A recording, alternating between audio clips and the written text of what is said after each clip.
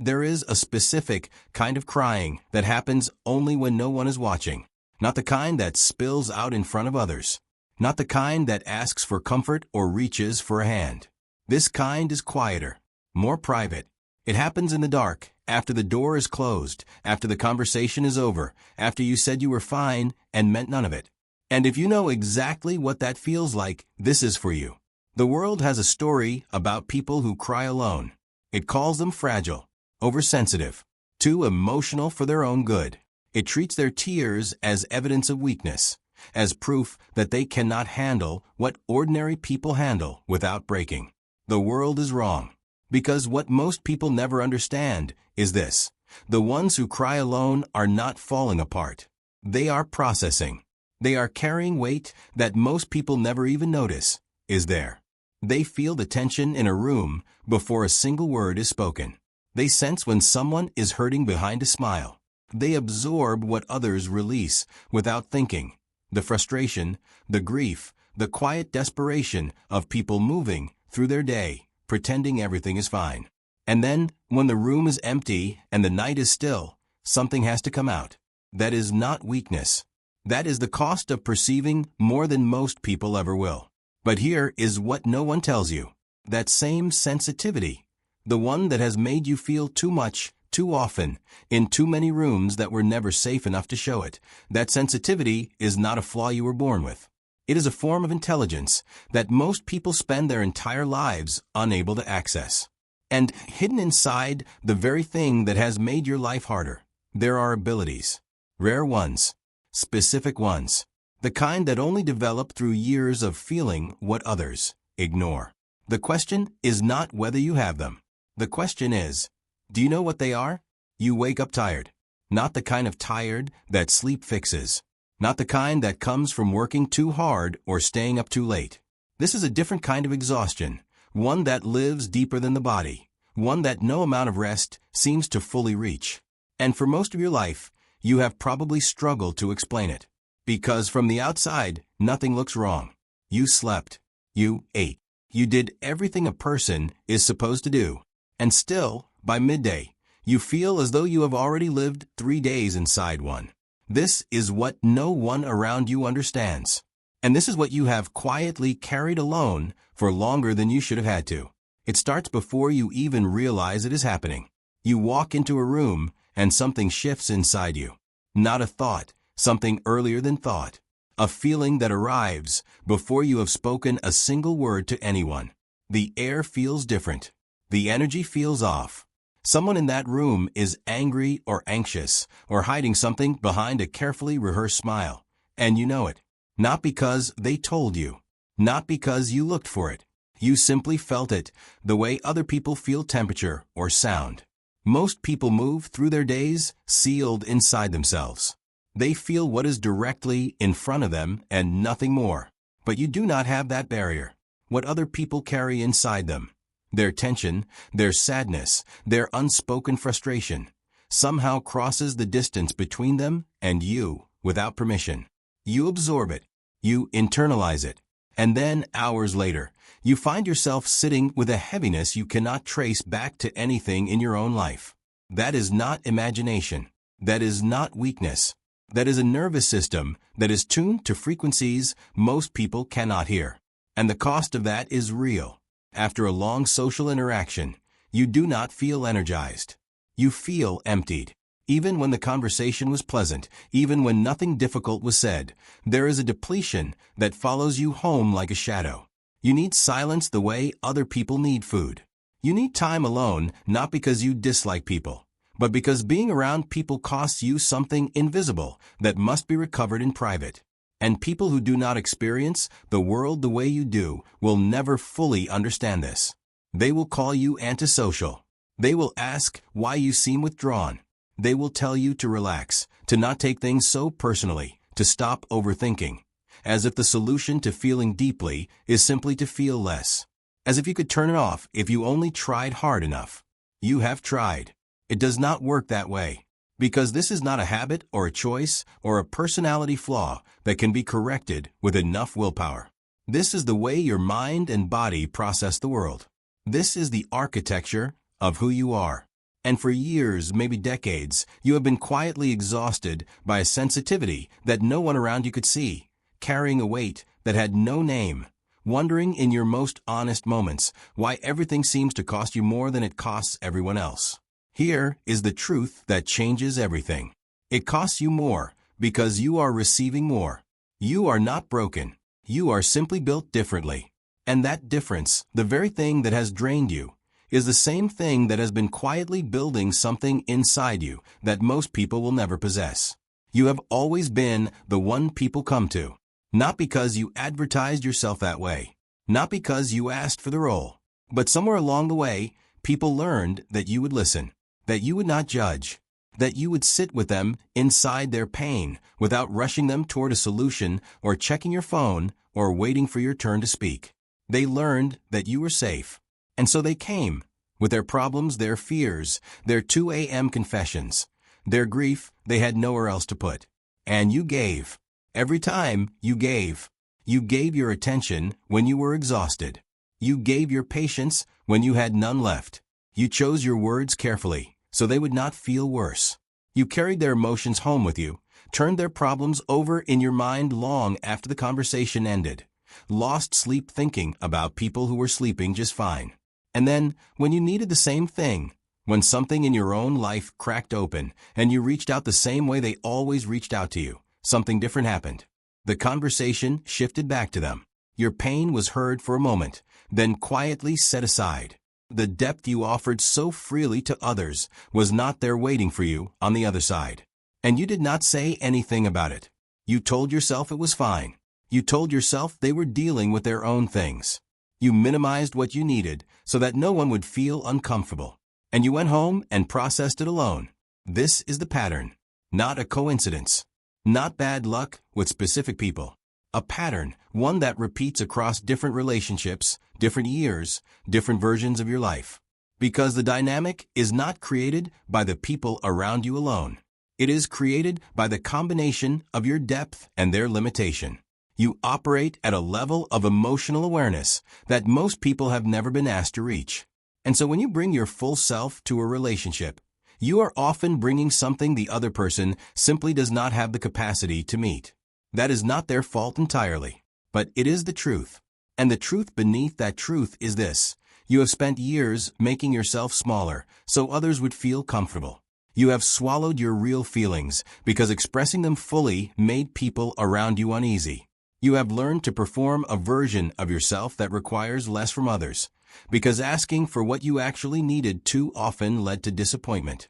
This is invisible work, the work of managing your own depth so it does not overwhelm the people who cannot hold it, the work of translating your inner world into something simple enough for others to respond to, the work of pretending you are fine again and again, because being honest about how much you feel seems like too much to ask of most people.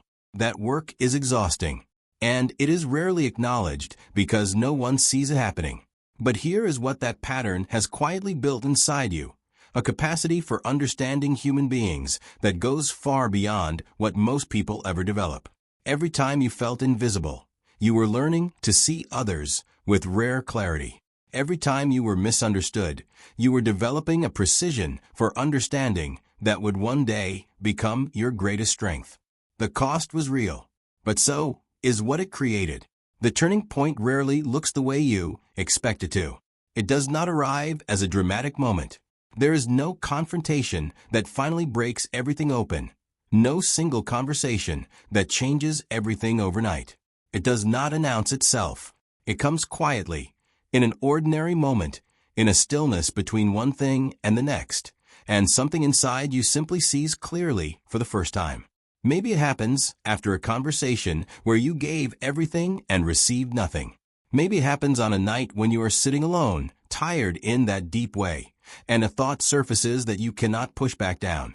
Not an angry thought, not a bitter one, just a quiet, clear, unavoidable recognition that this has happened before, that it keeps happening, that the specific people change, but the pattern does not.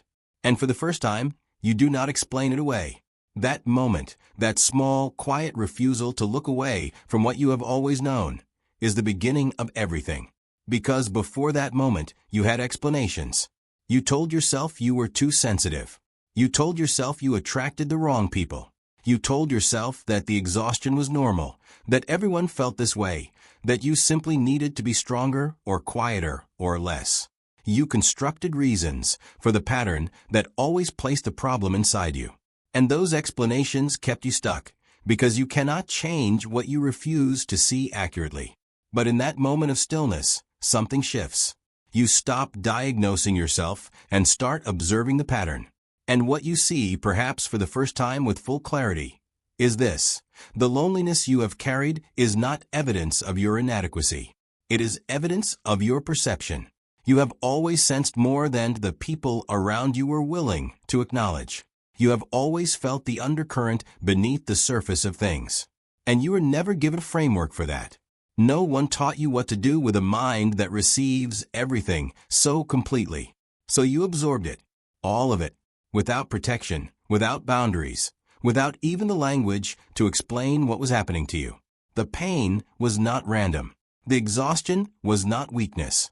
They were the natural consequence of operating with extraordinary sensitivity in a world that never handed you the tools to manage it. That is not your failure. That is a gap in what you were taught. And understanding that difference between a flaw and an unmanaged gift is the moment the grief begins to change shape.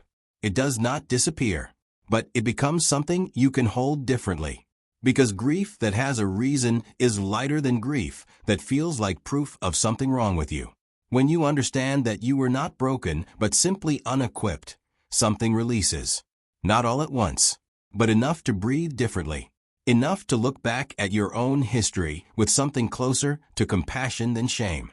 You were a perceptive mind in environments that could not honor perception. You were a deep feeler in relationships that only had room for the surface.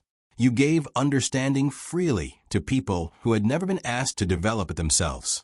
And you did all of this without fully understanding what you were doing or why it kept costing you so much.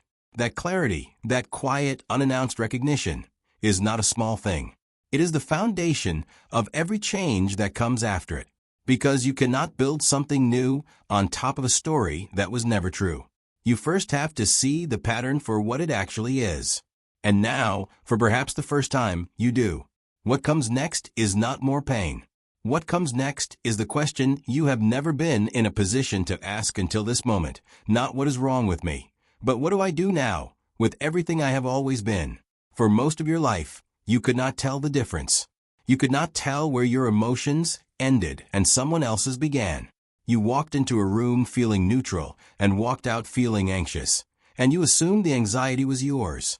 You sat across from someone who was angry and felt the anger settle into your chest. And you carried it home as though it belonged to you. You absorbed the moods, the fears, the unspoken tensions of the people around you so completely, so automatically, that you never stopped to ask a question that would have changed everything much sooner. Is this actually mine? That question is where the shift begins. Not in a dramatic confrontation. Not in cutting people off or building walls or hardening yourself against the world. It begins in that single moment of pause, that half a second between feeling something and claiming it as your own, where you start to examine what you are carrying and whether you were ever meant to carry it. Because here is what years of deep sensitivity without awareness creates. It creates a person who has become so skilled at feeling others that they have quietly lost the texture of their own inner life. You know intuitively what the people around you need. You can sense what they are feeling before they speak it. But ask yourself what you need, what you are genuinely feeling beneath the layers of everything you have absorbed. And the answer is often silence. A strange, unfamiliar silence where your own voice should be. That silence is the cost of a life spent attending to everyone else's interior world while neglecting your own. And alongside that silence, patterns formed. Patterns that once felt like kindness but were quietly something else. The habit of saying yes when every part of you meant no. The instinct to smooth over conflict before it could fully surface. To keep the peace at the expense of your own honesty. The tendency to over-explain your feelings, to justify, to soften, to present your inner world in the least threatening way possible. Because somewhere along the way you learned that your full emotional truth was too much for most people to hold. These were not personality traits. They were survival strategies. And there is an important difference. A personality trait is something you choose to keep because it reflects who you are. A survival strategy is something you developed because the environment required it. And the moment you recognize it for what it is, you are no longer obligated to keep performing it in rooms where it is no longer necessary. The emerging version of you understand this. Not perfectly, not all at once, but gradually. Something changes in the way you move through the world. You begin to notice the moment you are about to absorb something that does not belong to you. And instead of taking it in automatically, you pause. You observe it. You feel the difference between genuine empathy, which is a choice offered consciously, and emotional absorption, which is reflexive and draining and endless. You begin to understand that a boundary is not a wall. A wall is built from fear to keep people out entirely. A boundary is built from clarity, to define what you will and will not carry. One closes you off from connection. The other makes genuine connection possible for the first time, because you are finally present as yourself, not as a vessel for everyone else's unprocessed emotion. The old version of you endured. It absorbed and adjusted and accommodated and stayed silent and gave more than it had and called that love. The version of you that is emerging discerns. It feels deeply, as it always has, but now it chooses what to hold and what to return to where it came from. It speaks when it once would have swallowed. It pauses where it once would have rushed to fix. This is not coldness. This is not selfishness. This is the beginning of knowing who you actually are, separate from everyone you have spent your life feeling for. What the world called your weakness was never weakness at all. It was training. Invisible, unasked for, relentless training. The kind that does not happen in classrooms or through books or by choice, but through years of feeling everything deeply in a world that rarely made space for it. And like all rigorous training, it built something. Not despite the pain. Because of it. Inside the sensitivity you were taught to apologize for, 5 rare abilities were quietly developing.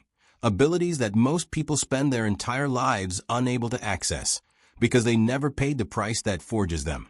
The first is the ability to read people beneath their words. Most people listen to what is said. You have always listened to what is meant. You hear the hesitation inside a confident sentence. You notice when someone's words and energy are moving in opposite directions. You have spent so many years in rooms where the surface did not match the depth, absorbing the unspoken language of people who could not or would not say what they actually felt, that you developed a fluency in that language most people do not even know exists. This is not intuition in the mystical sense. It is pattern recognition, built through thousands of hours of paying attention at a level most people never reach. The second is the ability to detect deception naturally. Not because you are suspicious by nature, but because your nervous system has been calibrated through experience. You have felt the specific texture of dishonesty, the slight shift in energy, the moment when someone's words become too constructed, too smooth, too careful. You have been misled enough times and felt it deeply enough that your body now registers it before your conscious mind catches up. This is not paranoia. This is a finely tuned instrument that has learned through repetition what truth feels like compared to its absence. The third ability is the capacity to hold silence with authority. Most people are uncomfortable with silence. They rush to fill it, to soften it, to move past it as quickly as possible. But you have spent so much of your life sitting inside your own silence, processing, feeling, observing, that stillness does not threaten you the way it threatens others. You can sit in the discomfort of an unresolved moment without panicking. You can let a conversation breathe without rushing it toward resolution.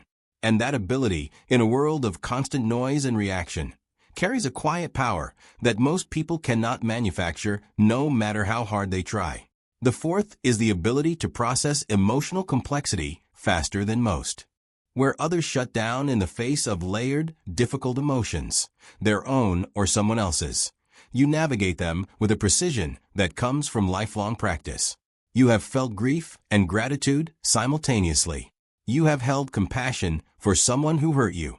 You have processed contradictions that would leave most people paralyzed, and you have done it quietly, internally, without a manual. This gives you a capacity for nuance, in relationships, in decisions, in understanding human behavior, that is genuinely rare and increasingly valuable in a world that struggles with complexity. The fifth ability is the capacity to recover from pain with unusual depth. Not quickly. Depth is not the same as speed. But when you move through pain, you move through all of it. You do not bypass it or bury it or numb it into silence. You feel it completely, which means you integrate it completely. And what comes out the other side is not just recovery, but understanding. Every loss you have processed fully has left you with a more precise map of what matters, what doesn't, and what you will never allow to cost you that much again. These 5 abilities were not given to you. They were built inside you, quietly, through every hard moment you lived through without armor. That is not something that can be taught in a seminar or read in a book. It is earned, and you have already earned it. There comes a point where you stop trying to make yourself easier to understand. Not out of arrogance, not out of indifference, but out of a quiet recognition that depth cannot be compressed into something smaller without losing the very thing that makes it valuable. You have spent years attempting that compression, shortening your thoughts, softening your feelings, translating your inner world into something more digestible for people who were never willing to meet you where you actually live. And somewhere in that exhausting translation, you kept losing yourself. The evolved version of you stops performing that translation. And what emerges in its place is something most people have never seen in you before: stillness. Not the stillness of someone who has given up or gone cold, but the stillness of someone who no longer needs the room to validate what they already know about themselves. It is a different quality of presence entirely. Calm in a way that does not ask for anything. Grounded in a way that does not shift depending on who is watching. This is the version of you that is harder to manipulate, not because you have become suspicious or guarded, but because you no longer have the gaps that manipulation requires. Manipulation needs an opening, an unmet need, an unhealed wound, a hunger for approval that can be offered and withdrawn like a reward. When you have done the work of understanding your own depth, of sitting with your own worth without requiring someone else to confirm it, those openings close. Not violently, quietly, the way a wound closes when it has finally been properly attended to. And the need for external validation, that relentless, exhausting reaching outward for proof that you are enough, begins to dissolve. Because you have found something more reliable than other people's opinions. You have found your own ground. The kind that does not shift when someone withdraws their approval or questions your worth or fails to recognize what you bring to a room. That ground is what depth becomes when it is finally owned rather than apologized for. There is a philosophical truth hidden inside this transformation. For most of your life, your sensitivity was a source of suffering because it was unprotected and unacknowledged, open to everything, with no framework to make sense of what it was receiving. But depth that is owned, understood, and no longer in need of external permission becomes something structurally different. It becomes foundation rather than wound. It becomes the thing you stand on rather than the thing that pulls you under. The most powerful version of an empath is not the one who has learned to feel less.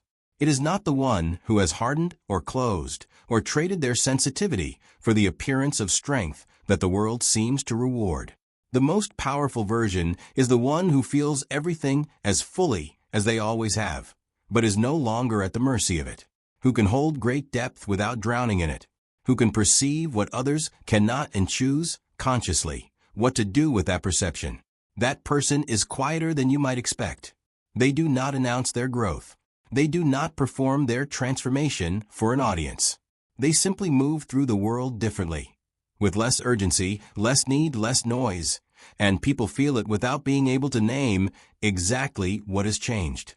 What has changed is everything, and nothing visible. The suffering did not disappear. It became structure. The sensitivity did not diminish. It became discernment.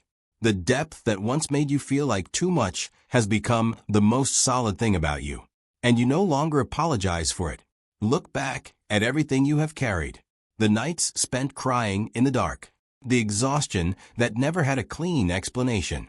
The feeling of standing in a crowded room and still, somehow, feeling completely alone. The relationships where you gave your deepest self and received the surface of someone else in return.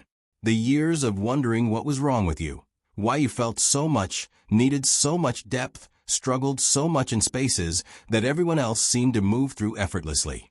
What if none of that was evidence of a flaw? What if it was simply evidence that you were somewhere you were never meant to stay? Because here is the truth that no one tells the ones who cry alone. Not every room deserves your presence. Not every relationship was built to hold your depth.